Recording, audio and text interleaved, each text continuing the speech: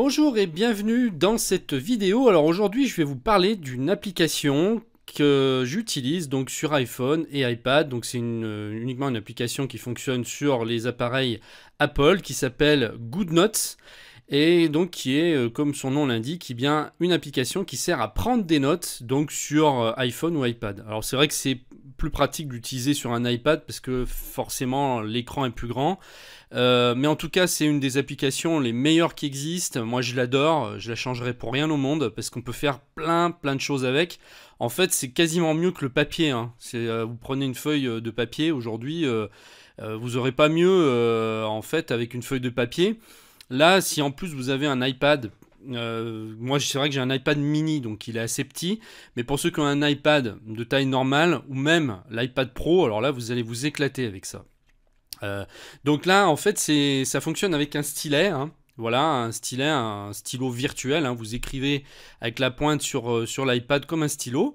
Ça s'achète. Maintenant, on en trouve des pas chers, hein. Je vous mets un lien en dessous de la vidéo pour aller voir sur Amazon pour choisir un stylet si vous en voulez un. Et puis je vous mets aussi le lien de GoodNotes, donc de l'application que vous pouvez télécharger directement sur l'iTunes Store. Et puis je vous fais la démonstration tout de suite. Je filme mon iPad et je vous fais voir ça. Vous allez voir, c'est bluffant. Alors je vais lancer l'application qui se trouve tout en bas de mon iPad, GoodNotes. Et là donc vous allez arriver sur le même écran vierge. Donc là on va créer notre premier carnet. Alors comment on fait? On appuie sur le plus en haut à gauche et on fait créer un bloc-notes. Ici, vous avez la possibilité de choisir la couverture de votre bloc-notes en allant dessus. Voilà, vous sélectionnez celui que vous voulez. Alors, je vais prendre celui-là, pourquoi pas. Voilà. Et puis ici, vous pouvez sélectionner votre type de papier. Papier ligné, papier quadrillé, papier simple. Vous pouvez même sélectionner le mode paysage. Voilà, donc je vais prendre le premier, celui-ci, le papier simple, et je fais créer. Alors là, je vais pouvoir tout de suite donner un nom à mon carnet. Alors je vais écrire dessus, hein, carrément avec mon stylet. Donc là, vous avez un petit crayon en haut à gauche là dans les icônes. Donc c'est là-dessus qu'on va. Donc on va dessus. On peut sélectionner l'épaisseur du trait avec lequel on veut écrire. Et on peut sélectionner la couleur. Donc là, moi je vais prendre, comme c'est un titre, hein, je vais prendre plutôt celui-ci de trait. Et je vais écrire en noir, par exemple, mon carnet. Après, c'est une habitude à prendre pour écrire avec le stylet. C'est vrai que l'expérience, c'est pas quand même aussi bien qu'avec un stylo sur un papier, mais on s'en rapproche de plus en plus.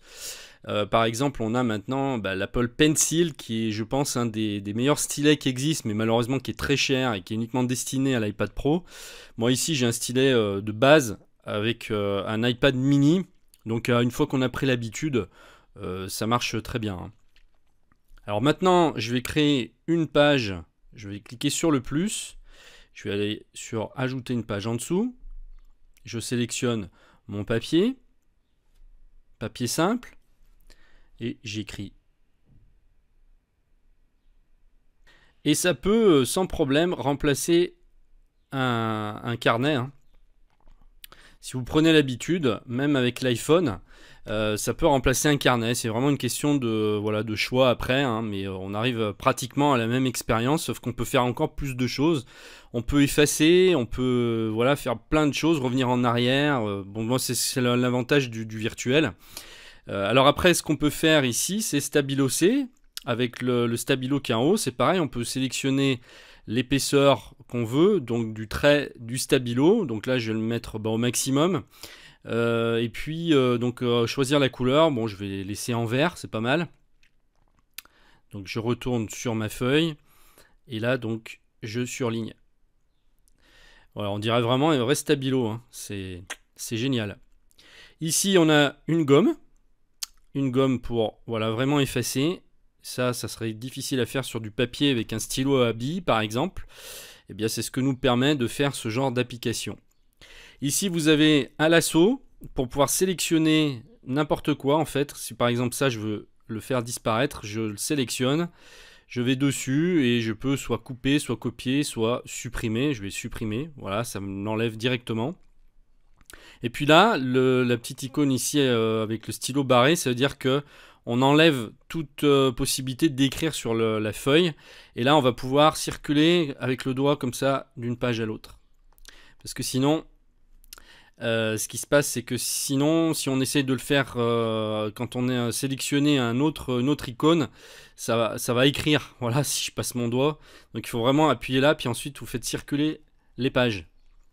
Alors ensuite, dans les autres fonctions, alors je vais revenir sur cette feuille-là. On peut sélectionner aussi des formes. Vous voyez qu'ici, il y a des formes dans cette petite icône. Je vais dessus et là, ça va faire des formes parfaites. Donc si je fais un rond, il va me faire un rond parfait. Alors il faut que je me remette avec le stylo ici. Allons-y. Hop, il me transforme mon rond en rond parfait. Si je fais un triangle, voilà, il me fait un triangle parfait. Et pareil avec un carré. Enfin, il n'est pas parfait, hein, c'est juste que ça met en fait les lignes droites. Ensuite, l'autre possibilité qu'on a, c'est d'agrandir une parcelle de la feuille. Bon, regardez, là, c'est avec cette icône-là. Alors, je vais dessus. Et là, vous voyez, ça grossit. Il y a un petit rectangle qui arrive. Et en bas, on a la zone qui s'affiche. Donc là, je peux faire un travail beaucoup plus minutieux à l'endroit où je suis. Par exemple, ici, je vais sélectionner un trait plus fin. Et je vais pouvoir écrire. Alors, oui, il faut que j'enlève les formes géométriques là. Écrire pour être plus en précision. Voilà, donc vous voyez ici, là, ça. Je vais revenir. Je vais sortir de ce mode-là. Et vous voyez que là, ici, ça a écrit en tout petit. On peut vraiment être beaucoup plus précis sur ce qu'on fait à cet endroit-là. Hein, donc ça, c'est une fonction aussi qui est très intéressante. Donc vraiment, c'est une application qui est très très très bien faite. On se croit quasiment sur du vrai papier. Enfin, moi, j'adore ce genre de choses. C'est vrai que ça remplace vraiment des cahiers ou des carnets. Et puis c'est très très agréable à utiliser. Alors après, ce qu'on peut faire, c'est là que ça devient intéressant, c'est qu'on va pouvoir exporter ou partager ce qu'on a fait. Là, ici, je vais pouvoir, par exemple, en allant sur les 3 points, là, exporter la page actuelle ou exporter toutes les pages du carnet, on va faire ça. Et je peux choisir par exemple le format PDF. Ou alors je peux aussi le faire sous une forme, sous fichier image, en format image, mais enfin moi je vous conseille de le faire en PDF, c'est mieux. Et puis là on note le nom du fichier, donc bloc-notes test, on va l'appeler. Et puis ensuite on fait exporter. Et là on va lui dire d'exporter soit par courrier, soit par email, soit si vous avez une boîte Dropbox, vous pouvez directement aller dans Dropbox pour l'exporter, ou OneDrive ou Google Drive, enfin voilà, vous avez beaucoup de possibilités. Et puis sinon, le mieux c'est de le faire par courrier, ça va lancer en fait, voilà, ça vous envoie un email, et là ça l'a mis en fichier joint en PDF. Donc si vous voulez l'envoyer à quelqu'un, ce carnet, que vous avez pris des notes, par exemple, vous êtes parti à une conférence ou à un séminaire et vous avez pris des notes avec cette application, eh bien vous pouvez soit vous l'envoyer à vous-même, soit à l'envoyer à tous ceux que vous voulez pour faire un compte rendu, comme ça vous n'aurez pas besoin de faire de photocopie. C'est hyper rapide et c'est efficace. Donc voilà, en gros pour cette petite application. Alors si elle vous intéresse, eh bien je vous mets le lien juste en dessous de la vidéo. Vous allez arriver sur l'Apple Store, sur l'App Store, et puis vous pouvez l'acheter pour, je crois qu'il est à 8,99 €, il me semble, mais ça en vaut vraiment la peine parce que de toute façon vous l'achetez qu'une fois. Hein. Quand vous regardez ce que vous coûte un carnet aujourd'hui, un carnet Moleskine, c'est plus cher. Hein.